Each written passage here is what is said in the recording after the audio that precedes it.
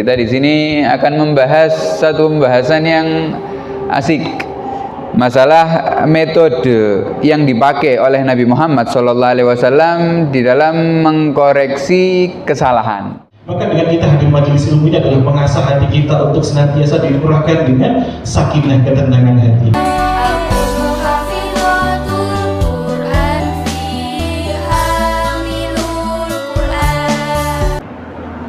Yang kami hormati Bunda Hajah Mirza Zufraida selaku pembina Yayasan Gerakan Nasi Jumat. Yang kami hormati Abi Haji Puji Santoso selaku penasihat PPTK Hamil Quran. Yang kami hormati para hadirin kajian pada malam hari ini. Yang kami hormati para pengurus serta asatidz PPTK Hamil Quran. Juga yang kami hormati, yang kami banggakan para santriwan juga santriwati PPTK Hamil Quran. Sebelum acara dimulai, mohon izin saya Dimas Rizky Raditya dan Syarif Hidayatullah selaku pembawa acara untuk membacakan rangkaian acara pada malam hari ini. Acara yang pertama pembukaan, acara yang kedua pembacaan ayat suci Al-Quran, dan acara yang ketiga penampilan santri PPTK Hamil Quran. Acara yang keempat sambutan. Acara yang kelima kajian Habib Hasan bin Alwi Al-Idrus. Acara yang keenam sesi tanya jawab. Acara ketujuh doa, dan acara yang terakhir penutup. Memasuki acara yang pertama yaitu pembukaan. Mari kita buka acara pada malam hari ini dengan membaca basmalah bersama. Bismillahirrahmanirrahim. Semoga dengan wasilah basmalah tadi dapat memperlancar acara pada malam hari ini. Memasuki acara yang kedua yaitu pembacaan ayat suci Al-Quran yang akan dibacakan oleh Ananda Ahsan.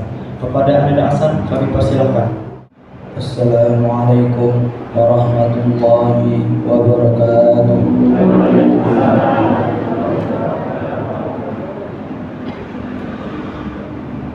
A'udzu billahi minasy syaithanir rajim. Bismillahirrahmanirrahim. Ya ayyuhalladzina amanu qulu min thayyibati ma razaqnakum min thayyibati ma razaqnakum washkuru lillahi in kuntum iyyahu ta'budun. Innama harrama 'alaikumul maitata wad-dama wa lahmal khinziri wa ma uhilla bihi li ghairillah faman itturra ghaira baghin wa la 'adin fala isma 'alaihi innallaha ghafurur rahim. Innal ladzina yaktumuna ma anzalallahu minal kitab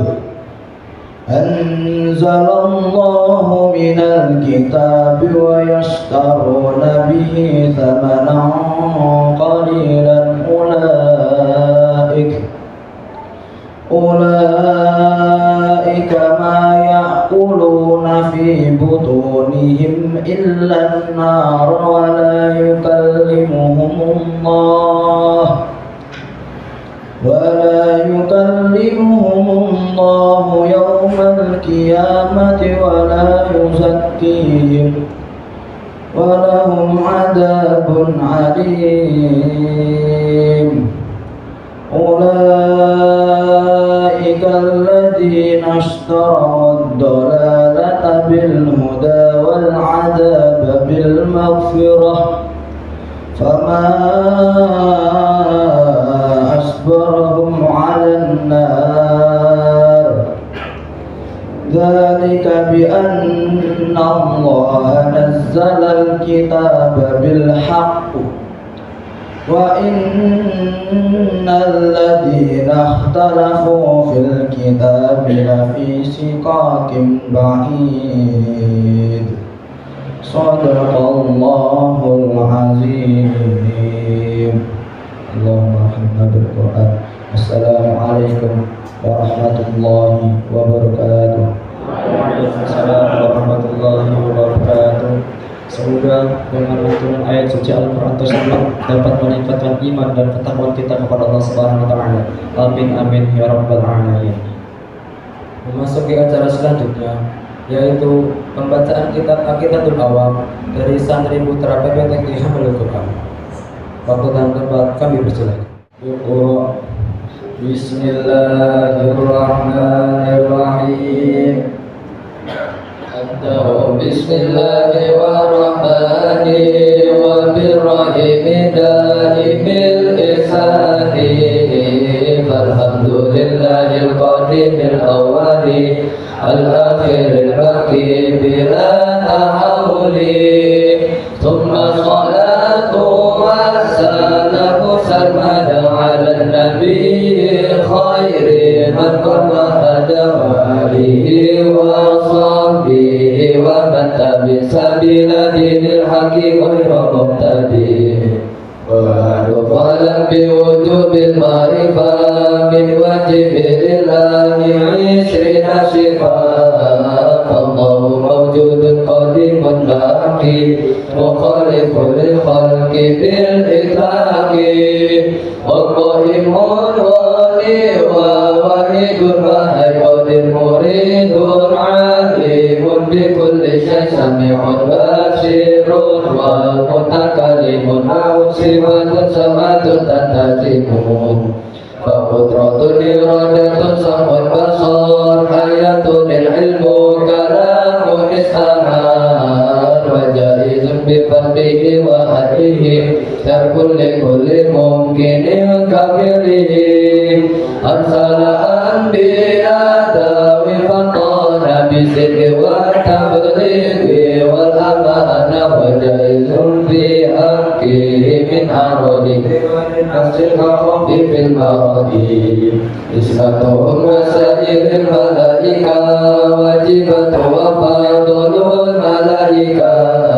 wal mustahillu jiddu kulli wajibi fa fadli khamsina bi hukmi wajibi tafsilu khamsatin wa 20 ladin kullu mukallafin fa aqim wa tadhum adamun idrisun nuhun hudu masali wa ibrahim kullu muttaba Lutun wa Ismailu ishaq kada Yaqubu Yusufu wa Ayyubu tada Syuaibu Harun wa Musa wa Yasa Zulkifli Dawudu Sulaiman taba Ilyasu Yunusu Zakaria Yahya Isa wa Taha Khatibun Ghayya alaihimu salatu wassalamu wa alihi madamatil ayyamu والملك الذي بلا بوأم لا أمل لا شرب ولا نوم له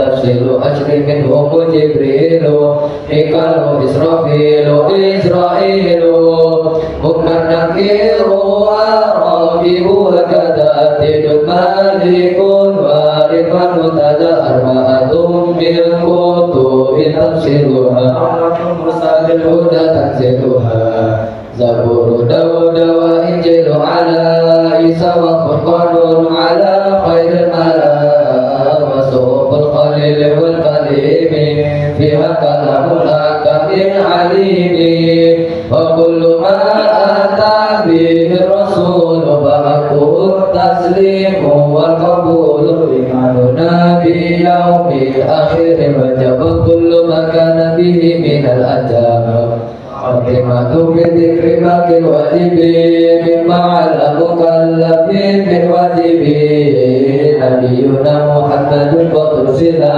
lil alamina rahmatan wa fudila Abu Abdullahi Abdul Muttalib wa Hasyibun abdi ma nabi yatasib Muhu aminatu suhriya arba'atu halimatu sadiya Mauliduhu bin Makkatal Aminah Wafatuhu bin Thaibatal Madinah Qabla al-wahyi arba'ina Wa umruhu qad jawaza sitina Wasa'atun awladuhu Faminhum salasatun minatu Kuritu fakum Abdullahi wa watayyibu Wa tahirun bidani dan yulakabu Watahu Ibrahimu min sariyah Wa ummuhu Mariyatal Kibtiyah Ibrahim min Khadijah Uksita faqud bihim walijah Wa arba'um minal inasi tudkaru Rifan Rabbi lil jami'i yudkaru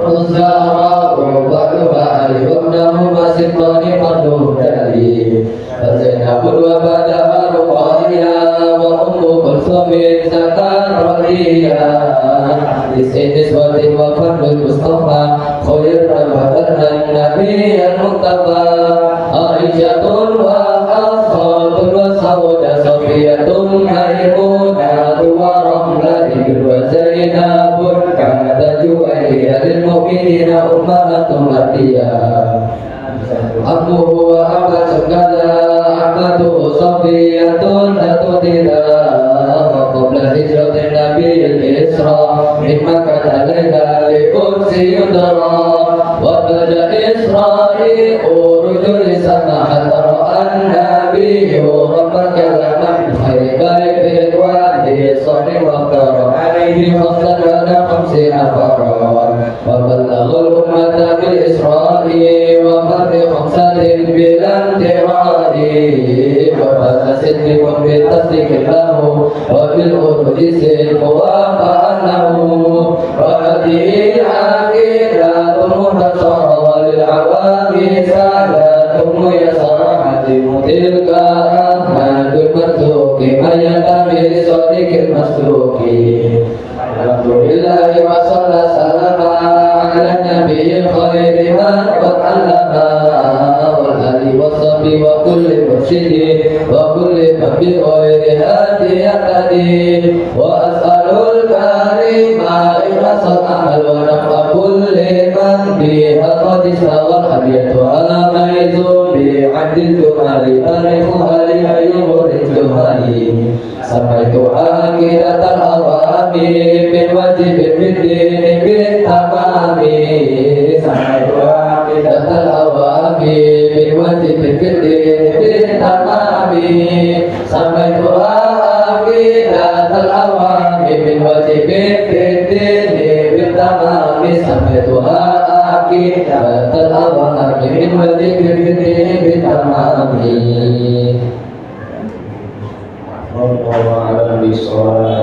Assalamualaikum warahmatullahi wabarakatuh. Terima kasih. Berdasarkan diucapkan tiga hamil Quran atas persembahan yang telah diberikan.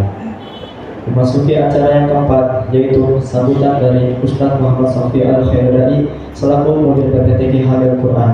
Kepada beliau kami persilakan. Bismillahirrahmanirrahim. Assalamualaikum warahmatullahi wabarakatuh.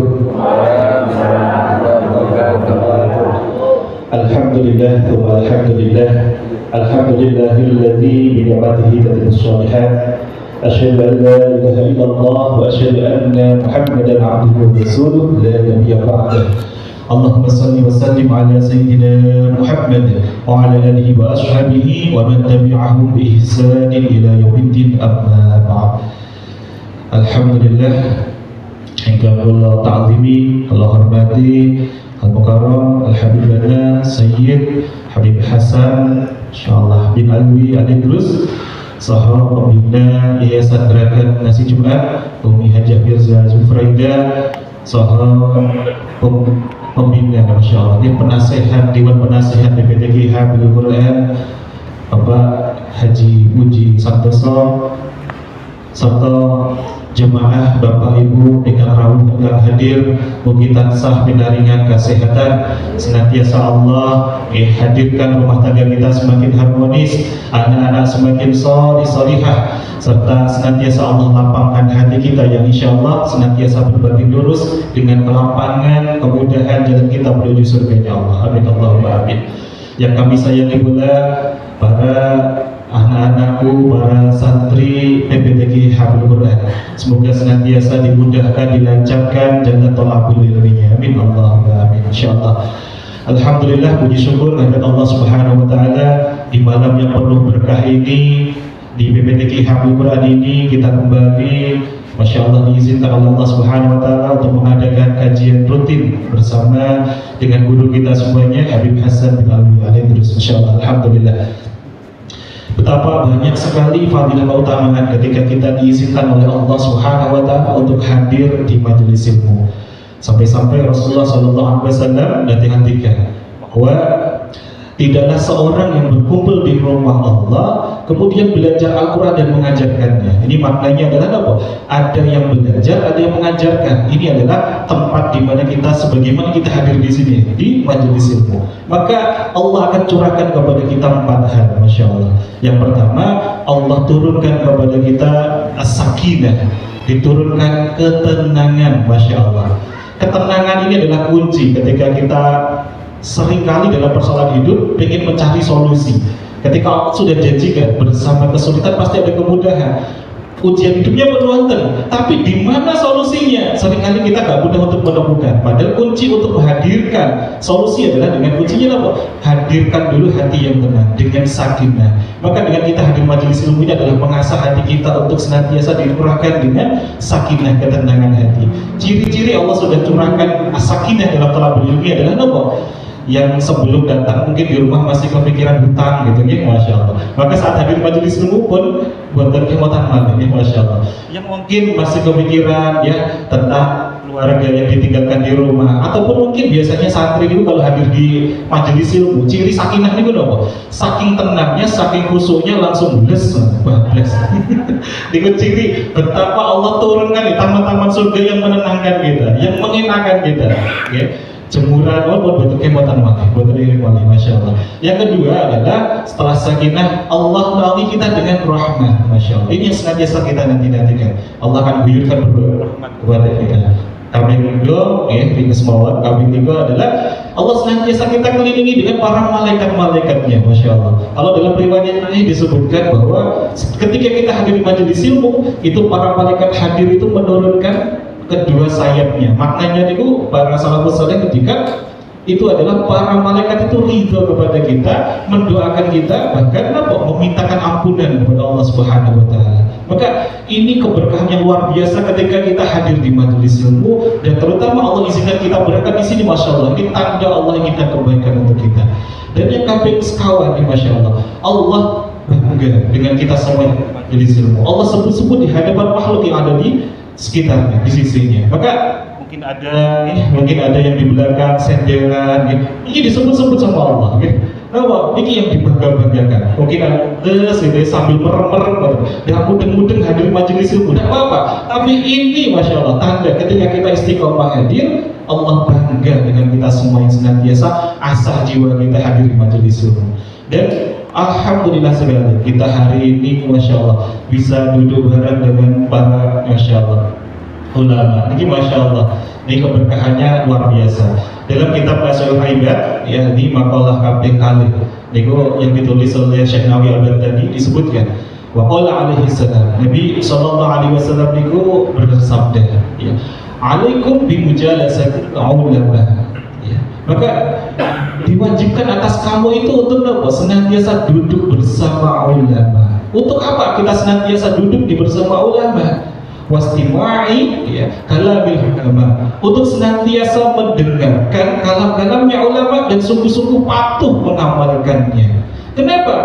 Innallaha ta'ala, karena sesungguhnya Allah Subhanahu wa ta'ala yuhyil qalbal mayyita, akan menghidupkan hati kita yang mati binuril hikmah, dengan cahaya hikmah. Sebagaimana apa? Kama yuhyil ardal maitah, sebagaimana tanah tanah yang tandus, bumi yang tandus itu bimai ya mator, bimai mator. Allah siram dengan air hujan. Maka dengan kita hadir majelis ilmu ini, semoga Allah senantiasa asah hati kita, Allah hidupkan kembali hati kita, senantiasa merasakan hikmah, senantiasa dicurahkan oleh Allah Subhanahu wa taala ketenangan hati yang insyaallah tenangnya hati inilah yang disebutkan dalam hadis riwayat Bukhari, kekayaan yang sesungguhnya. Kekayaan umat-umat Nabi Muhammad SAW itu bukan hanya tentang kaya harta, tapi yang paling utama adalah tentang ketenangan hati. Maka insya Allah dengan kita hadir bersama, duduk bareng, tabaruk dengan beliau ya Al-Habib Hasan bin Alwi Al-Idrus ini, insya Allah kita nanti akan mendapatkan berbagai hikmah, berbagai ilmu yang insya Allah kita akan dapatkan manfaatnya bersama-sama. Amin ya rabbal alamin. Yang terakhir, kami mewakili pengurus PPTQ Hafidhul Quran, mohon izin apabila ada penyambutan yang kurang berkenan dari para hadirin, jamaah yang hadir, mohon maaf, mohon yang sebesar-besarnya. Insyaallah kita jadikan thalabul ilmi ini benar-benar menjadikan wasilah menuju ridhonya Allah, menjadi bagian dari ketakwaan kita kepada Allah Subhanahu wa taala. Taufiq wal hidayah wa ridwanillah. Wassalamualaikum warahmatullahi wabarakatuh. Waalaikumsalam warahmatullahi wabarakatuh. Mengucapkan terima kasih atas semuanya yang telah diberikan. Memasuki acara ini, yakni kajian oleh Habib Hasan bin Alwi Al-Idrus. Kepada beliau kami persilakan. Bismillahirrahmanirrahim. Assalamualaikum warahmatullahi wabarakatuh. Bismillah, alhamdulillah, wassalahu ala rasulillah Sayyidina Muhammad bin Abdillah wa ala alihi wa sahbihi wa man walah. Rabbi syrah li sadri wa yassir li amri wa hlul 'uqdatan min lisani yafqahu qawli. Amma ba'du. Alhamdulillah, nikmat yang sangat besar Allah kumpulkan kita di tempat yang mulia, tempat keluarnya daripada orang-orang yang mencari ilmu, tempat daripada orang-orang mendapatkan ilmunya, warisan Nabi Muhammad SAW. Dikumpulkannya kita di sini bukan untuk perkara yang remeh, bukan untuk perkara yang hina, bukan untuk urusan dunia, bukan untuk urusan politik, bukan untuk urusan bisnis, tapi kita kumpul di sini untuk mencari warisannya Nabi Muhammad SAW, nyari berkahnya dari Allah Subhanahu wa taala, ingin bersambung dengan para pewaris Nabi Muhammad SAW. Maka semoga duduknya kita di sini bisa mengundang rahmatnya Allah, bisa mengundang pengampunan dari Allah Subhanahu wa taala, dan semoga tidak keluar dari tempat ini kecuali Allah merubah diri kita yang buruk menjadi yang baik, yang jauh menjadi yang dekat, yang tidak kenal dengan Nabi Muhammad menjadi orang yang cinta kepada Nabi Muhammad SAW. Amin ya rabbal alamin. Kita di sini akan membahas satu pembahasan yang asik, masalah metode yang dipakai oleh Nabi Muhammad SAW di dalam mengkoreksi kesalahan. Tentunya kita ini dikasih tahu sama Nabi Muhammad, kullukum khata'un. Kata Nabi Muhammad, kalian ini adalah orang yang senantiasa ngulang-ngulangi kesalahan. Kata Nabi Muhammad, kalian, kata Nabi Muhammad, yang namanya manusia ini mahalul khata' wan nisyan, tempatnya salah dan tempatnya lalai. Itu manusia. Sehingga Nabi Muhammad kemudian mengatakan, wa khairul khata'in at-tawwabun. Sebaik-baik orang yang sering melakukan salah adalah orang yang segera bertaubat. Ini bagi dirinya sendiri. Kalau mau memperbaiki diri kita, ya kita harus bertaubat. Tapi masalahnya, kalau kesalahan tersebut ada di sekitar kita bagaimana? Ataupun kita adalah orang yang bertanggung jawab, seperti kita kepala keluarga, kita punya anak, kita punya santri, kita punya teman di sekitar kita yang ketika itu mereka melakukan kesalahan, itu kita bagaimana cara mengoreksinya? Kalau kita tidak punya ilmunya, malah ditakutkan ketika kita mengoreksi kesalahan tersebut justru menimbulkan kesalahan yang baru lagi. Gara-gara kita salah mengoreksi, masalah tersebut tidak hilang, malah justru apa? Tambah masalah yang baru lagi. Maka ayo kita lihat bagaimana sih Nabi Muhammad ini hidup di zamannya Nabi Muhammad dengan umat yang majmu' ketika itu. Karena Nabi Muhammad ini hidup pertama di kota Mekah 13 tahun Kemudian setelah itu hijrah di kota Madinah. Yang tinggal sama Nabi Muhammad ini bukan satu suku saja, tapi banyak daripada suku-suku orang-orang Arab, bahkan orang Persia, bahkan ada juga orang Afrika tinggal bersama Nabi Muhammad dengan watak yang berbeda-beda, dengan kadar ilmu yang berbeda-beda, dengan bahasa yang berbeda-beda. Ketika itu ikut tinggal sama Nabi Muhammad SAW. Terus bagaimana Nabi Muhammad kok bisa mendidik mereka, bisa menjadi orang-orang yang soleh? Cara Nabi Muhammad SAW mengoreksi daripada kesalahan-kesalahan para sahabat, bisa menghilangkan kesalahan tersebut tanpa menyinggung sahabat tersebut, tanpa membuatkan daripada masalah yang baru. Maka di sini sebelum kita masuk daripada metode tersebut, kita harus membedakan antara siapa daripada lawan bicara atau orang yang akan kita koreksi daripada kesalahan tersebut. Kesalahan tersebut timbul dari siapa? Di sini dibedakan sama Nabi Muhammad. Nabi Muhammad ini punya dua cara. Yang pertama, caranya secara langsung, menegur secara langsung. Ada juga dengan sindiran. Nabi Muhammad biasanya memakai, kalau buat anak yang masih muda atau lebih muda dari Nabi Muhammad SAW, itu dipakai sama Nabi Muhammad cara apa? Cara langsung. Nanti cara langsung kita akan bahas, ada beberapa metode. Akan tetapi kalau orang yang lebih tua dari Nabi Muhammad SAW, lebih tua dari kita, maka Nabi Muhammad biasanya pakai cara sindiran. Sering ketika itu Nabi Muhammad melihat para sahabat ini melakukan kesalahan, Nabi Muhammad langsung naik ke atas mimbar. Nabi Muhammad naik ke atas mimbar. Nabi Muhammad tidak mengatakan itu orang yang bernama ini melakukan kesalahan ini, tidak. Tapi Nabi Muhammad mengatakan di atas mimbarnya apa yang dilakukan mereka, orang-orang yang sudah disinari hatinya dengan keimanan, dengan keislaman, kok mereka masih melakukan hal-hal seperti ini. Kok mereka masih melakukan seperti ini? Padahal amalan tersebut sudah jelas dibenci oleh Allah Subhanahu wa Ta'ala. Pakai disindir sama Nabi Muhammad SAW. Ini buat orang yang biasanya lebih tua dari Nabi Muhammad. Adapun Nabi Muhammad SAW ketika menegur orang-orang yang ada di sekitarnya dengan cara langsung, itu ada beberapa cara. Dan yang pertama, ini yang sering kita lalaikan, atau bahkan kita sudah tidak pakai cara ini. Kalau dulu orang-orang dulu nih pakai cara yang pertama ini, yaitu menegur dengan isyarat mata, menegur dengan ekspresi wajah. Ini jarang kita lihat, dan ini dipakai sama Nabi kita Nabi Muhammad SAW. Nabi Muhammad ini disifati wajahnya oleh para sahabat. Wajahnya Nabi Muhammad ini bisa menggambarkan isi hatinya Nabi. Kalau Nabi Muhammad senang, kelihatan wajahnya. Kalau Nabi Muhammad sedih, juga kelihatan apa? Di wajahnya. Kalau Nabi Muhammad marah, juga kelihatan di mana? Di wajahnya. Sehingga para sahabat ini kalau melakukan sesuatu di hadapannya Nabi Muhammad dan sesuatu tersebut salah, itu ngelihat wajahnya Nabi Muhammad, wajahnya Nabi Muhammad berubah atau berbeda atau seakan-akan marah, langsung berhenti para sahabat, sadar bahwasanya yang dia lakukan ini apa? Ini salah. Nah, ini cara ini penting kita amalkan, kita pakai khususnya dalam keluarga kita dan orang-orang di sekitar kita. Kenapa?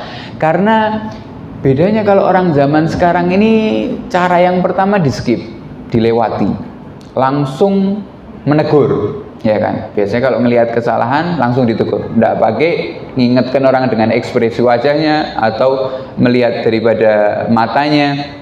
Kalau kita langsung menegur ataupun kita langsung marah ketika mengoreksi daripada kesalahan tersebut, maka teguran dan amarah kita ini tidak akan ada manfaatnya. Artinya tidak akan menyadarkan menjadi pengoreksi daripada orang yang melakukan kesalahan tersebut. Tapi justru kalau kita dari awal, pertama pakai ekspresi wajah, ngelihat wajah kita murka, dia akan berhenti. Kalaupun nanti diulangi lagi, baru pakai ucapan, baru pakai teguran dan yang lain-lain. Tapi yang pertama apa? Nabi Muhammad ini selalu pakai ekspresi wajahnya Nabi Muhammad SAW mengoreksi para sahabat sehingga para sahabat dia. Dan ini Bu, Pak, dipakai sama para ulama, para kiai zaman dulu. Bahkan di Indonesia sekalipun, mereka ini kalau kita lihat banyak daripada orang tua kita ini, kalau bicara atau nyuruh anaknya itu kadang tidak pakai ucapan, cuman pakai apa? Pakai mata saja, dilihat nanti anaknya paham. Kadang ada salah satu kiai para ulama ini ketika mau minta minum, minta ambilkan anaknya, suruh ngambilkan minum itu tidak ngomong, ambilkan air, enggak. Tapi guru ini cuman apa? Cuman megang tenggorokannya saja. Megang tenggorokannya, anaknya sudah apa? Paham. Oh, abahku mau minum, diambilkan. Ada juga yang ya para ulama ini ketika minum habis gelasnya, habis air, tapi masih dipegang terus gelasnya. Anaknya paham. Oh, kalau udah habis tidak ditaruh, tapi masih dipegang berarti masih apa? Mau minum lagi, minta tambah berarti. Nah, isyarat-isyarat kayak gini yang harus kita hidupkan kembali. Untuk apa? Kecerdasan orang-orang di sekitar kita ini harus semakin meningkat, bertambah. Santri-santri kita, anak-anak kita. Jangan terus sedikit-sedikit kita suruh pakai omongan. Jangan terus sedikit-sedikit pakai suara. Kita perintah ini dan itu. Enggak, jadikan mereka ini paham dengan apa yang kita kerjakan. Dan ini dilakukan sama Nabi Muhammad. Para sahabat Nabi Muhammad SAW cuman dilihat sama Nabi Muhammad sudah paham. Oh, Nabi Muhammad pengen ini. Oh, Nabi Muhammad mau keluar ini, aku siapkan sandalnya. Oh, Nabi Muhammad mau wudhu, aku siapkan airnya. Oh, Nabi Muhammad gini. Diperintahkan untuk fokus. Ya, khususnya ini cara yang pertama yang dipakai sama Nabi kita, Nabi Muhammad SAW. Adapun setelah cara ini, Nabi Muhammad punya cara yang kedua. Ini kita sebutkan secara berurutan. Yang kedua, mulai dengan kata-kata, mengoreksi kesalahan dengan apa? Dengan kata-kata. Tapi jelas kalau kita ngoreksi dengan kata-kata, kita mau ngasih tahu orang, tentunya pakai kalimat yang baik dan pakai kata-kata yang lembut. Bagaimana kalau kita lihat Nabi Muhammad SAW ini pernah ngajari seseorang. Ada seorang Badui. Badui ini Pak adalah orang yang tinggal di pedesaan, yang baru masuk Islam, belum mengetahui ilmu banyak tentang syariat Islam. Ini orang Badui. Datang ketika itu ke kota Madinah, ikut sholat bareng Nabi Muhammad SAW. Ketika dia ikut sholat, dia ini baru masuk Islam, dia baru belajar sholat, belum tahu tentang syarat-syarat rukunnya dan yang lain-lain secara detail. Dia ikut sholat di belakangnya Nabi Muhammad, tiba-tiba di sebelahnya ada salah satu sahabat yang bersin. Tengah-tengah sholat apa? Bersin. Nah, hajing gitu. Terus sahabat yang bersin ini langsung bilang apa? Alhamdulillah.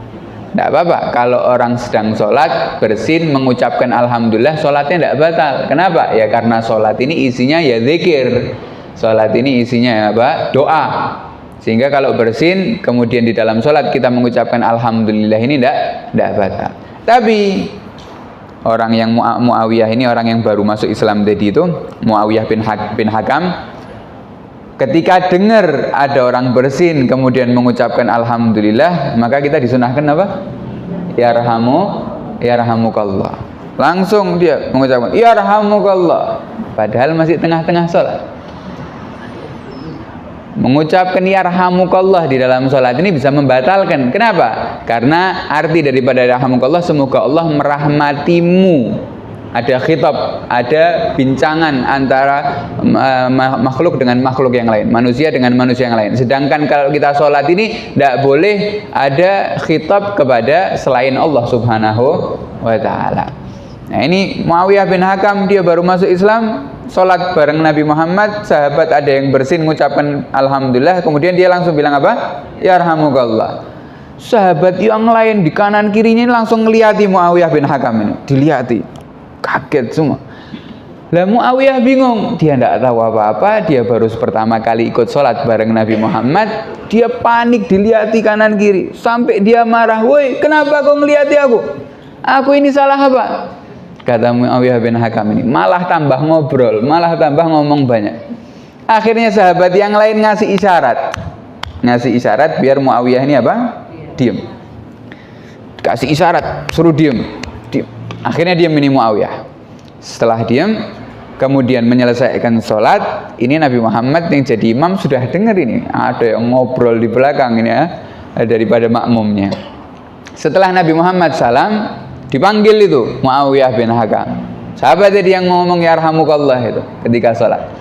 Dipanggil sama Nabi Muhammad SAW, Muawiyah ini takut. Kalau Nabi Muhammad bakal marah, bakal digentak, bakal diangkat suaranya, bakal dipukul atau yang lainnya. Ternyata dipanggil sama Nabi Muhammad SAW dengan tersenyum Nabi Muhammad. Kemudian tanyakan kabarnya. Setelah itu baru dijelaskan, wahai Muawiyah bin Hakam, ketahuilah bahwasannya sholat ini adalah hubungan kita dengan Allah Subhanahu wa Ta'ala. Tidak layak untuk diisi dengan khitab, dengan manusia.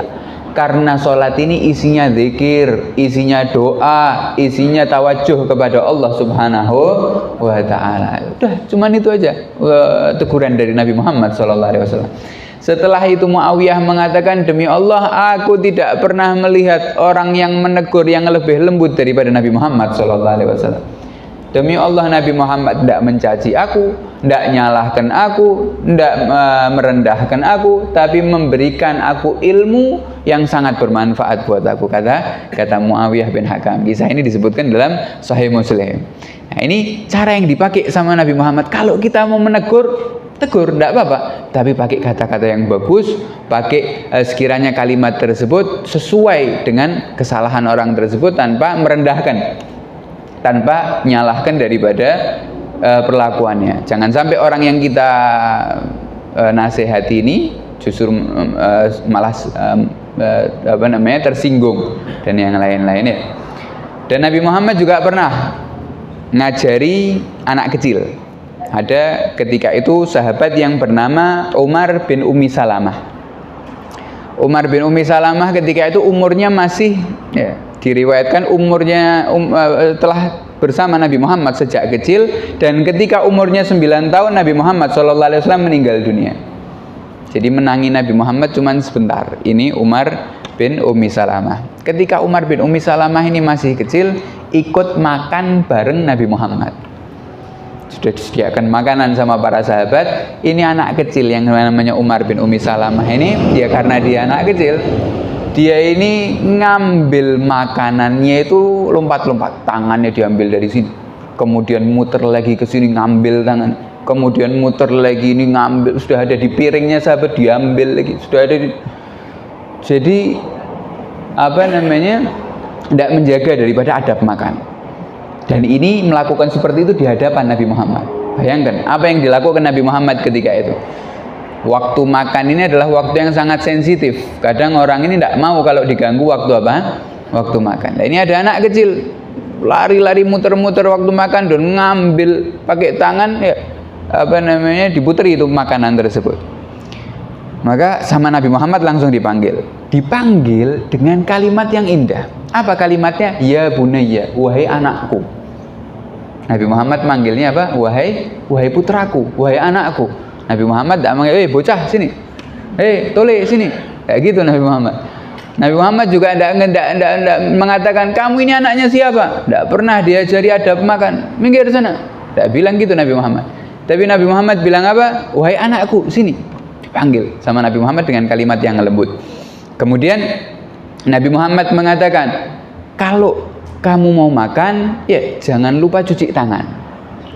Kata Nabi Muhammad, setelah kau cuci tangan, makanlah dengan tangan kanan. Dan juga kalau kau mau makan, makanlah daripada makanan yang paling dekat kepadamu. Kul mimma yalik, kata Nabi Muhammad, makanlah dari makanan yang paling dekat denganmu. Jangan kau paksakan itu tanganmu untuk mengambil makanan yang jauh, atau sampai kau muter. Itu bukan daripada adab orang yang makan. Diajari sama Nabi Muhammad SAW. Sehingga Umar bin Ummi Salamah tersebut setelah ditegur sama Nabi Muhammad dengan ucapan yang singkat, yang indah, yang sangat bisa diterima oleh hatinya Umar bin Ummi Salamah tersebut, sampai beliau ini sudah dewasa, bahkan beliau ini sudah tua, setiap makan bareng sama para sahabat, beliau ini pasti nangis. Kenapa? Ingat waktu ditegur sama Nabi Muhammad SAW. Ingat sosok seorang guru yang sangat luar biasa, sehingga beliau sangat-sangat berpegang teguh dengan akhlak dan adab yang diajari sama Nabi Muhammad. Beda kalau kita ini ketika ada anak-anak main tadi sama makanan, kita caci, kita tegur, kita gentak. Ya mungkin mereka tidak akan mengulangi di hadapan kita, tapi kalau kita sudah tidak ada, dia akan mengulangi lagi. Karena belum sampai di dalam pikirannya ini kesadaran, belum sampai di dalam pikirannya ini untuk menerima daripada hal-hal yang kita sampaikan tadi. Tapi kalau kita sampaikan itu dengan baik, dengan kata-kata yang lembut, maka tentunya akan diterima dan bisa merubah daripada pemikiran daripada orang tersebut. Ini cara yang kedua. Jadi kita sudah punya dua cara. Yang pertama tadi apa? Dengan isyarat atau raut wajah. Yang kedua dengan apa? Isyarat dengan raut wajah. Ini bukan berarti cemberut loh ya. Bukan berarti pakai mata kita ngelirik gini-gini. Bukan. Jangan, malah itu dilarang oleh Allah Subhanahu wa taala dalam surat Al-Humazah. Wailul likulli humazatil lumazah. Humazatil lumazah itu orang yang ngerasani orang tapi pakai muka. Jadi ada yang datang terus gini-gini kan. Itu humazah, itu dilaknat sama Allah di dalam Al-Quran. Tidak boleh kayak gitu ya. Maksudnya itu ya kita menegur seseorang dengan raut wajah, artinya tanpa merendahkan orang tersebut. Dengan raut wajah. Yang kedua dengan apa? Dengan ucapan. Nah, yang ketiga baru dengan amalan. Kita negurnya langsung dengan amal. Maksudnya dengan amalan apa? Kita mengkoreksi dan memperbaiki kesalahan tersebut dengan kita mengajarinya, langsung kita turun tangan. Dan ini dipakai sama Nabi Muhammad ketika Nabi Muhammad ini melihat para sahabat setelah menyembelih kambing, menyembelih domba. Setelah mereka menyembelih, mereka ini ketika mau nguliti kambingnya ini tidak bisa. Jadi ada yang kulitnya dipotong-potong, ada yang kulitnya ini, sehingga susah. Mereka ini tidak punya ilmu bagaimana cara memisahkan kulit dengan daging itu. Ketika Nabi Muhammad ngelihat tersebut, tidak diajari pakai mulut sama Nabi, tidak ditegur sama Nabi Muhammad pakai mulut, tapi Nabi Muhammad langsung bilang, sudah lihat aku bagaimana ketika aku menguliti daripada binatang ini. Nabi Muhammad turun tangan sendiri ketika itu, dan Nabi Muhammad mengambil pisaunya dan mulai menguliti kambing tersebut sampai terpisah kulitnya dengan dagingnya. Kemudian diajari sama Nabi Muhammad, diperintahkan para sahabat itu suruh ngelihat caranya Nabi Muhammad SAW. Sampai akhirnya para sahabat tersebut ketika melihat caranya Nabi Muhammad seperti itu, mengatakan, kami ini dulu tidak bisa, tidak tahu apa-apa tentang cara menguliti kambing, sampai sekarang kami jadi ahlinya setelah mengetahui bagaimana cara yang diajarkan sama Nabi Muhammad SAW. Nah, terkadang cara ini juga penting buat kita, buat anak-anak kita, buat keluarga kita. Kadang mereka ini kalau pakai ucapan tok tidak akan paham, kalau pakai isyarat tok tidak akan paham. Tapi ajak anak-anak kita itu ngelihat kita bagaimana memperbaiki daripada kesalahan tersebut. Dan juga Nabi Muhammad pernah mengoreksi kesalahan langsung dengan amalan ketika salah satu safarnya Nabi Muhammad. Jadi Nabi Muhammad ketika itu pergi di dalam safarnya, kalau tidak salah ketika pergi haji. Jadi Nabi Muhammad pergi haji wada, ketika itu haji terakhirnya Nabi Muhammad SAW, haji perpisahan. Nabi Muhammad ketika pergi haji bersama rombongan para sahabat, diriwayatkan ratusan ribu para sahabat yang ikut haji wada bersama Nabi Muhammad. Ketika Nabi Muhammad naik ontanya di dalam haji wada tersebut, Nabi Muhammad naik ontanya tidak sendirian. Jadi Nabi Muhammad berdua sama sepupunya Nabi Muhammad yang bernama Fadl bin Abbas, saudaranya Abdullah bin Abbas. Jadi Fadl bin Abbas ini masih kecil, digoncengkan sama Nabi Muhammad SAW ini di depan ontanya Nabi. Nabi Muhammad naik onta, kemudian depannya didudukkan Fadl bin Abbas, masih muda ketika itu, naik onta. Ketika Nabi Muhammad pergi haji itu melewati rombongan perempuan-perempuan, segerombolan wanita yang ketika itu sedang pergi haji juga. Jadi Nabi Muhammad melewati rombongan perempuan tersebut, dan Fadl bin Abbas ini yang anak muda tersebut ketika itu memusatkan matanya kepada seorang wanita yang di dalam rombongan tadi. Jadi Fadl ini ngelihati perempuan tadi. Jadi ada satu perempuan yang dilihati, dan perempuan tersebut juga ngelihati siapa? Fadl bin Abbas. Jadi satu sama lain saling apa? Saling ngelihati. Apa yang dilakukan sama Nabi? Nabi Muhammad langsung bilang, haram. Apa ini? Ngelihati perempuan-perempuan lewat jalan. Aib. Enggak, Nabi Muhammad tidak bilang gitu. Apa yang dilakukan sama Nabi Muhammad ketika mengoreksi? Nabi Muhammad langsung pegang itu kepalanya Fadl, kemudian dibalikkan pandangannya. Ketika melihat perempuan dipegang sama Nabi Muhammad, kemudian diarahkan ke tempat yang lain. Ketika itu Fadl sadar, ya Allah, aku ini apa? Salah perbuatanku. Lembut Nabi Muhammad SAW selalu pakai hikmah di dalam mengoreksi daripada kesalahan tersebut. Pakai amalan, gerakan Nabi Muhammad pegang itu kepalanya Fadl, dirubah. Tidak pakai omongan. Nabi Muhammad tidak bilang haram, tidak bilang ini, tidak bilang itu. Tahu Nabi Muhammad SAW bagaimana cara mengoreksi daripada kesalahan. Dipegang kepalanya, diarahkan ke tempat yang lain, ke pandangan yang lain. Ini cara yang ketiga, dan itu disebutkan di dalam Sunan Abi Dawud, Sunan Abi Dawud. Ya, dan beginilah Nabi Muhammad SAW ini tidak pernah menyia-nyiakan daripada haknya anak-anak kecil. Anak-anak muda sekalipun itu, walaupun mereka ini melakukan kesalahan, tetap dijaga hak-haknya oleh Nabi Muhammad SAW. Nabi Muhammad tidak pernah meremehkan. Oh, ini masih kecil, sudah tidak usah duduk di depan. Oh, ini masih kecil, sudah tidak usah ikut kumpul dengan orang-orang dewasa. Tidak pernah Nabi Muhammad melakukan seperti itu. Tapi Nabi Muhammad senantiasa menjaga hak-hak mereka, anak-anak kecil, walaupun usianya ini masih kecil. Pernah diriwayatkan Nabi Muhammad ini sedang duduk sama para sahabat yang lain. Di kanannya Nabi Muhammad ini sahabat Abdullah bin Abbas, umurnya masih kecil. Dan di sebelah kirinya Nabi Muhammad ini pembesar-pembesar sahabat, termasuk Sayyidina Khalid bin Walid, Sayyidina Abu Bakar As-Siddiq, di sebelah kirinya Nabi Muhammad. Kemudian Nabi Muhammad dikasih satu gelas air. Nah, ini kebiasaannya Nabi Muhammad ini kalau dikasih air, Nabi Muhammad minum sedikit. Setelah Nabi Muhammad minum, biasanya airnya masih ada, masih sisa. Kemudian bisa sisa air tersebut diberikan kepada orang yang di sebelah kanan. Sunnahnya itu diberikan kepada orang yang sebelah kanan. Jadi terkadang satu gelas, orang-orang para sahabat zaman dulu ini kalau minum satu gelas kadang buat 3 orang, buat 4 orang, buat 5 orang. Tapi kalau orang zaman sekarang mungkin tidak mau ya. Nggak mau, merasa jijik dan yang lain-lain. Tapi kalau zaman para sahabat seperti itu, Nabi Muhammad minum terus diminum para sahabat yang lainnya.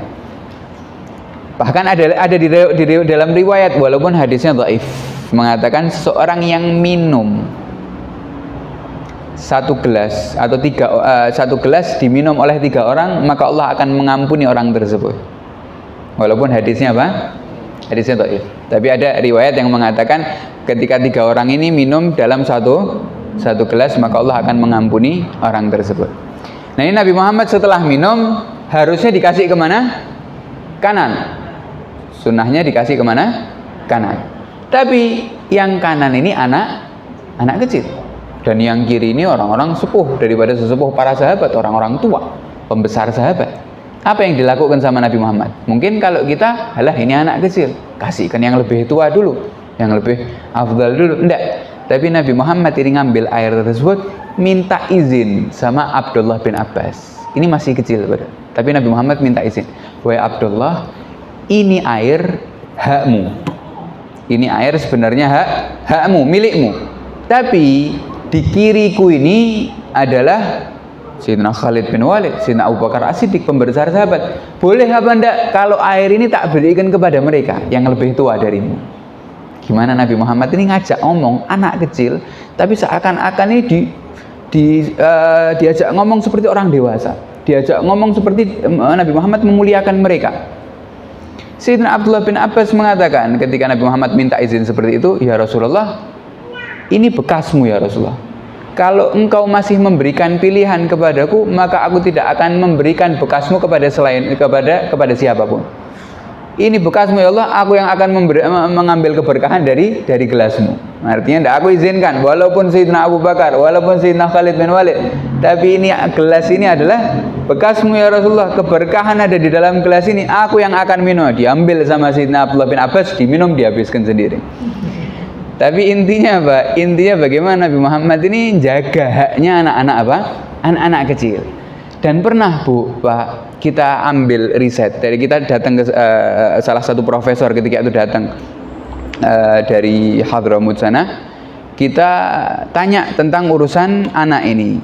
Bagaimana kok banyak perbedaan antara umur anak zaman sekarang dengan anak-anak di zaman dulu. Artinya kalau kita lihat umur 10 tahun zaman dulu sama umur 10 tahun zaman sekarang ini ya jauh perbedaan. Mungkin ibu-ibu mau bapak-bapak bisa melihat daripada keadaan tersebut dibandingkan sama zamannya sama zaman sekarang ini apa? Perbedaannya kok jauh. Jauh sekali. Anak-anak zaman dulu umur 10 tahun tuh seperti 20 tahun zaman sekarang mungkin. Seperti seakan-akan sudah dewasa. Tapi anak umur 10 tahun sekarang mesti sulit kita ngajak bicara anak tersebut. Apa daripada masalahnya? Kenapa kok bisa terjadi seperti itu? Maka profesor tersebut mengatakan penyebabnya adalah ketika orang tuanya ini tidak semestinya bermuamalah dengan anak tersebut, cara daripada muamalah orang tuanya tersebut tidak semestinya. Maksudnya bagaimana? Orang tuanya ini senantiasa bermuamalah dengan anaknya seperti anaknya ini masih kecil terus. Dianggapnya masih apa? Masih kecil. Jadi sedikit-sedikit ya bukan berarti dimanja. Tapi ketika diajak ngomong, ya ngajak ngomongnya tidak seperti ngajak ngomong orang dewasa. Ketika diajak berpikir, kadang kalau pemikiran ini berat, ditutup-tutupi dari anaknya. Anaknya tidak usah pikiran, biar tenang, biar tidur, biar santai. Kalau ada urusan apapun, anaknya tidak pernah diajak ikut bermusyawarah, ikut diambil pendapatnya, tidak. Karena ini beda sama orang-orang zaman dulu. Kalau orang-orang zaman dulu dari kecil sudah diajak ngomong seperti layaknya orang dewasa, sudah diajak bermuamalah seperti muamalahnya orang-orang dewasa, bahkan diajak duduk untuk musyawarah. Maka kalau kita lihat bagaimana Nabi Muhammad ini mendidik Sayyidina Ali bin Abi Thalib, usianya ketika itu 16 tahun atau bahkan lebih kecil, sudah berani tidur di kasurnya Nabi Muhammad SAW ketika Nabi Muhammad hijrah. Jadi Nabi Muhammad mau hijrah, Nabi Muhammad ini sudah mau dibunuh. Tapi Nabi Muhammad keluar kota Mekah menuju ke kota Madinah, ada satu sahabat yang diperintahkan untuk tidur di kasurnya Nabi Muhammad ini siapa? Sayyidina Ali. Umurnya berapa? 16 tahun, 17 tahun, 16 tahun. Dan ketika itu menggantikan Nabi antara hidup dan mati. Kenapa kok bisa seberani itu? Kenapa kok bisa setegas itu Sayyidina Ali bin Abi Thalib? Ya karena sama Nabi Muhammad sejak kecil dengan Nabi Muhammad. Sayyidina Ali ini walaupun masih kecil diajak musyawarah sama Nabi, diajak berpikir, dikasih tugas sama Nabi Muhammad seperti tugasnya orang-orang dewasa. Sehingga terbentuk di dalam wataknya Imam Ali, Sayyidina Ali bin Abi Thalib ini kedewasaan yang sangat luar biasa. Kemudian kita langsung lanjut setelah yang keberapa ini? Yang keempat. Setelah kita menegur dengan ucapan, Nabi Muhammad juga punya cara yang keempat, yaitu dengan cara berdiskusi. Jadi kalau mau mengkoreksi seseorang, kita bisa pakai cara dengan cara apa? Berdiskusi. Diskusinya bagaimana? Diajari sama Nabi. Ada Pak, sahabat baru masuk Islam, datang kepada Nabi Muhammad SAW minta izin. Apa? Minta izin apa? Minta izin, ya Rasulullah, saya izin mau berzina. Minta izin apa? Berzina. Ini bayangkan. Ini sahabat-sahabat yang lain yang dengar ini sudah mau mengeluarkan pedangnya. Kok kurang ajar ngomong sama Nabi Muhammad seperti itu? Sudah jelas yang namanya perzinaan ini haram dari seluruh syariat para nabi. Dari zaman Nabi Adam sampai zaman Nabi Muhammad tidak ada satupun nabi yang pernah menghalalkan. Nah ini kok datang-datang minta izin sama Nabi Muhammad untuk apa? Untuk berzina. Nah Nabi Muhammad ketika mau menegur, pakai Nabi Muhammad dengan cara apa? dengan cara diskusi. Dipanggil sama Nabi. Oh, kamu mau berzina? Ya sudah, sini duduk sama aku, kata Nabi Muhammad. Duduk sama Nabi Muhammad ketika itu. Ditanya sama Nabi Muhammad, kalau kamu berzina dengan seorang wanita. Bagaimana kalau ada orang laki-laki yang mau berzina dengan ibumu, bagaimana, kata Nabi Muhammad? Kata orang tersebut, tidak terima aku ya Rasulullah kalau ada orang yang mau berzina dengan ibuku. Ya sudah, jangan sama ibumu. Kalau ada yang mau berzina sama saudarimu, saudari perempuanmu, tidak terima aku ya Rasulullah. Ya sudah, kalau ada yang mau berzina dengan bibimu, bagaimana? Tidak mau aku ya Rasulullah. Juga sama. Orang yang kamu ini ingin berzina kepadanya, mereka itu tidak lain adalah putri dari seseorang, atau ibu dari seseorang, atau bibi dari seseorang. Mereka adalah juga sama seperti keluargamu. Kalau keluargamu tidak ingin dilakukan seperti itu, maka kau jangan pernah melakukan kepada orang lain. Diajak diskusi terus sama Nabi Muhammad seperti itu. Kalau seandainya putrimu yang diajak berzina, bagaimana? Aku tidak mau ya Rasulullah. Terus diajak berdiskusi sampai selesai diskusi. Orang tersebut mengatakan, amalan yang paling aku benci adalah perzinaan.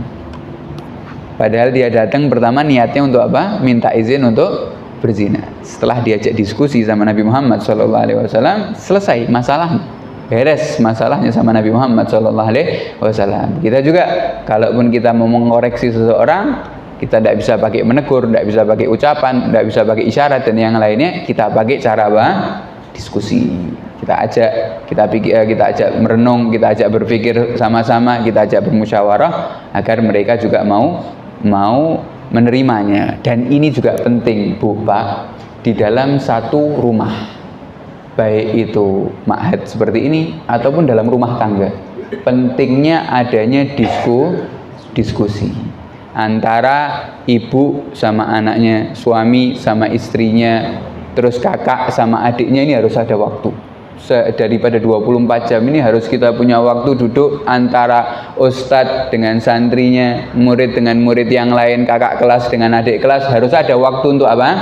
Untuk diskusi. Agar apa? Agar menjadikan mereka ini satu pemikiran, satu suara, satu gerakan. Maka kalau kita lihat orang-orang di zaman sekarang, mereka ini banyak yang mengeluh atau banyak rusaknya daripada satu rumah tangga. Adanya fitnah di dalam rumah tangga, adanya perdebatan antara anak dengan orang tuanya, suami dengan istrinya. Itu penyebabnya tidak ada diskusi di antara mereka. Kenapa? Ya karena mereka dari pagi sampai sore bekerja. Setelah sore bekerja sampai rumah malam sudah capek. Mau ngomong capek, akhirnya tidur. Orang tua tidak sempat duduk sama anaknya, anak tidak sempat duduk sama orang tuanya, suami tidak sempat duduk sama istrinya.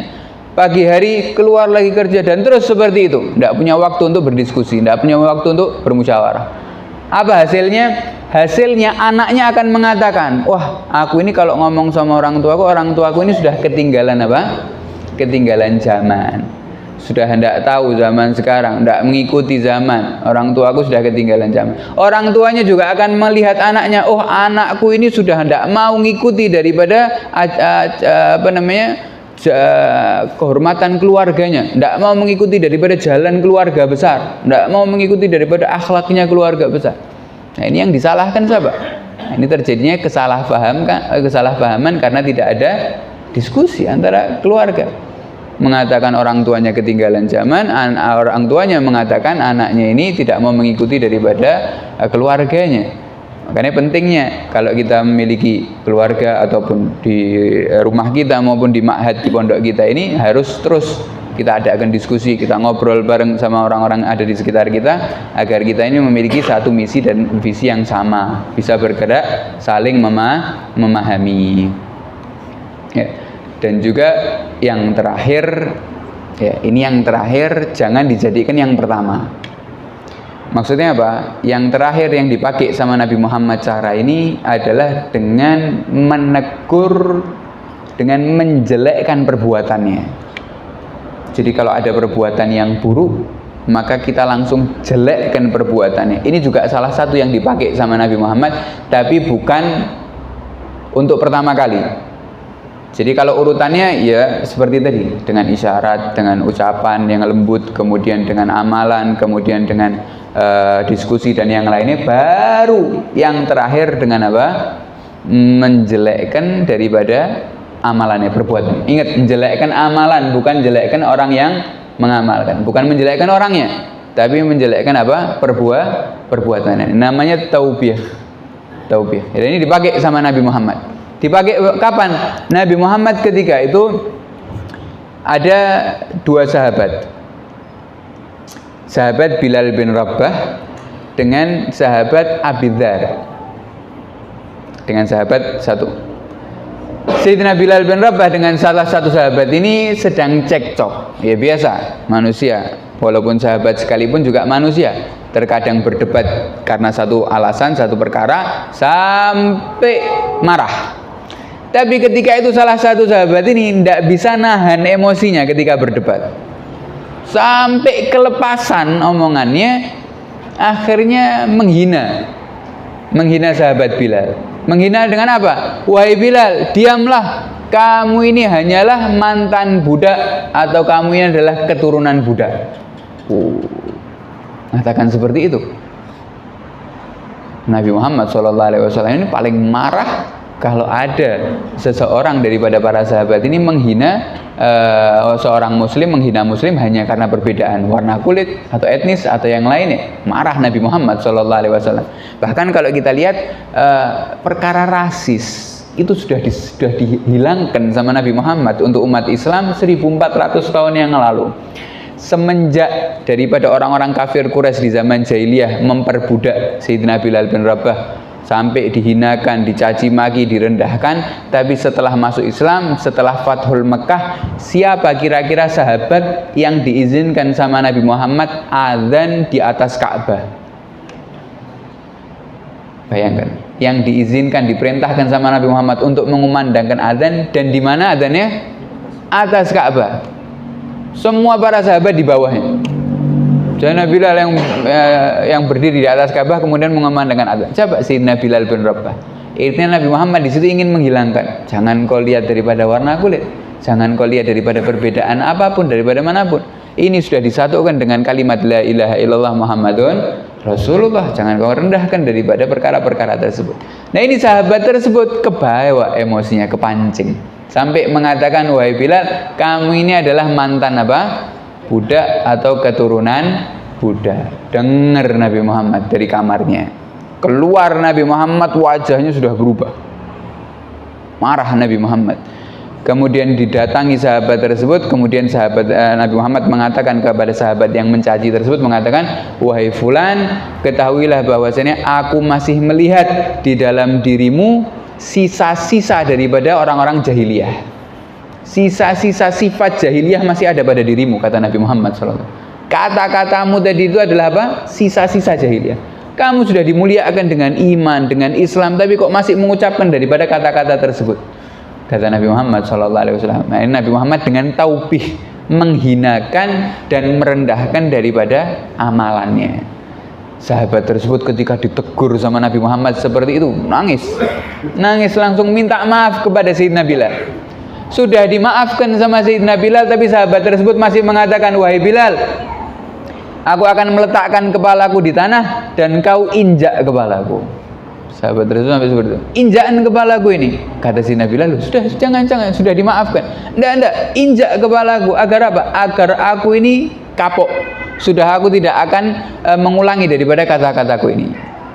Sampai segitu didikannya Nabi Muhammad SAW. Tapi ini pakai cara yang terakhir. Jangan dijadikan yang pertama. Begitu ngelihat kesalahan langsung nyaci sana nyaci sini, ngelekkan sana ngelekkan sini, enggak. Pakai cara yang